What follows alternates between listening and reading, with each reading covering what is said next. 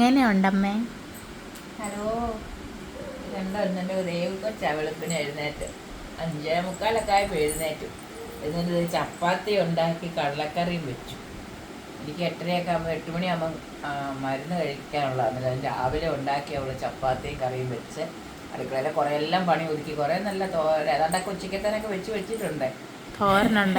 തോരനൊക്കെ ഉണ്ടാക്കി വെച്ച് ഇനി വല്ല മീൻ മേടിച്ച് കഴിയുമ്പോൾ അത് മോനുണ്ടാവും വെക്കാമെന്ന് പറഞ്ഞു. മേടിച്ചെങ്കിൽ ഇല്ലെങ്കിൽ അതൊക്കെ മതി, ഇങ്ങനെയൊക്കെ പോട്ടെ. കണ്ടില്ലേ കുഞ്ഞാപ്പിയാണ് ഇവിടെ ഇരുന്നോണ്ട്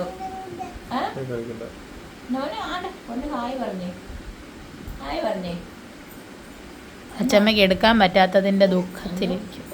അവനെ എപ്പോഴും ഞാൻ എടുക്കണം, അവൻ എൻ്റെ മടിയിലിരിക്കണം എന്നൊക്കെ ആകട്ടോ. അതിന് ദേഷ്യം അവന്. എന്തോ പോട്ടെ, 2 ദിവസം കഴിയുമ്പോൾ അച്ഛമ്മ എടുക്കാം കേട്ടോ. എടുക്കാം. ഞാൻ അവന് അച്ഛൻ അപ്പാപ്പം കൊടുക്കാം. എന്നിട്ട് അവന്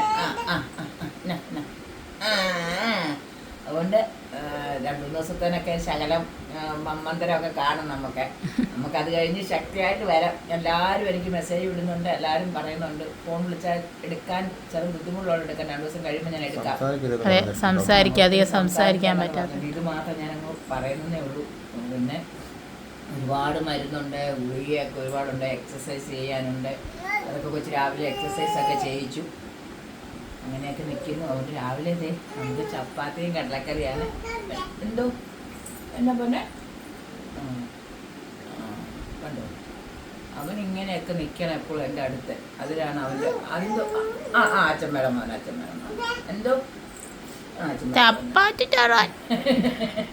അതുകൊണ്ട് രാവിലെ എല്ലാവരും ചപ്പാത്തിയും കടലക്കറിയും നമ്മുടെ ദേവ് ഉണ്ടാക്കിയതാണ്. അതുകൊണ്ട് ചപ്പാത്തിയും നല്ല കടലക്കറിയാണ് കേട്ടോ. ഞാൻ ടേസ്റ്റൊക്കെ നോക്കി. അതുകൊണ്ട് എല്ലാവരും ഓടി വായോ ചപ്പാത്തിയും കടലക്കറിയും കഴിക്കാം.